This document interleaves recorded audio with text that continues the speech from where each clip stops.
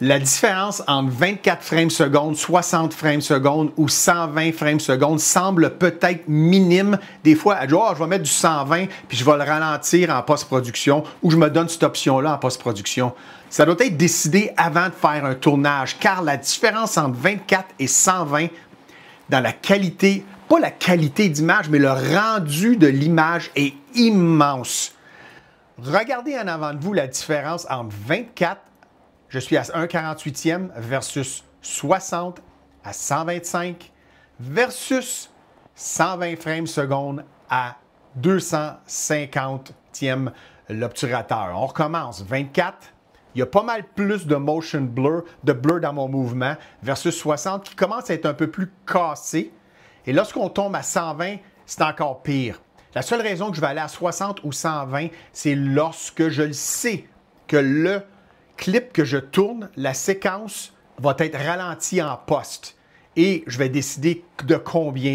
Donc, c'est tout le temps à 60. Je vais vous montrer une image arrêtée. Vous allez le voir superposée une après l'autre. En haut, 24, 60 et 120. Vous voyez la différence dans ma main, le mouvement, le blur qu'il y a. On revient, ça c'est à 24 frames.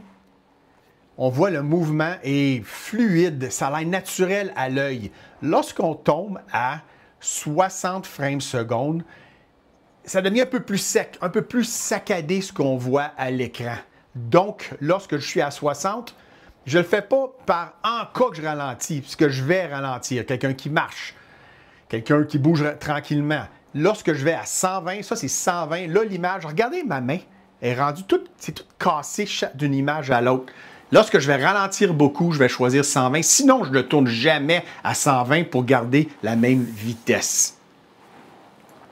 C'est subtil à regarder lorsqu'on stack les images une après l'autre en mouvement.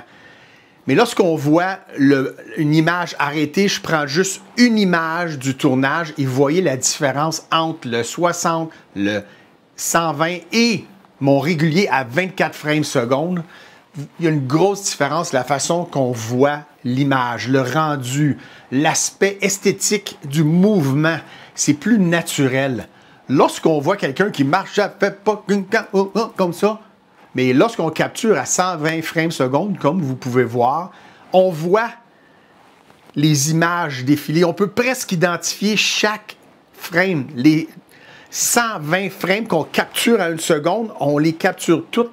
La raison, c'est que à 24 frames, mon obturateur reste ouvert 1/48e de seconde, le double de mon frame rate. À 60, l'obturateur reste ouvert à le double de mon frame rate, à 125e de seconde pour capturer 60 frames seconde, pour essayer de conserver le même motion blur. Puis lorsqu'on monte à 120 frames seconde, là, on capture à 1/250e de seconde. C'est certain, lorsqu'on prend le clip et on le ralentit, mon 1/250e de seconde va me rendre un motion blur qui est similaire à ce que j'ai à 24. Donc, si je prends un clip de 120 frames secondes et je le réduis à 24 frames secondes, donc je le réduis de 5 fois sa vitesse, le motion blur, le flou de mouvement, va être similaire de un à l'autre. Mais là, il y a une raison pourquoi que j'ai tourné à 120, car je savais que j'étais pour le ralentir après. Mais si je ne le ralentis pas, ça reste à 24 frames secondes.